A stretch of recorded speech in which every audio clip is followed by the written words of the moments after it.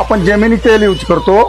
पोहे बनवतो आपण, शेंगदाणे, कांदा, आपलं तेल, परत मिरची टाकलेला आहे। हे शिरा आहे, त्यासाठी जेमिनीच तेल आहे सगळ्यासाठी।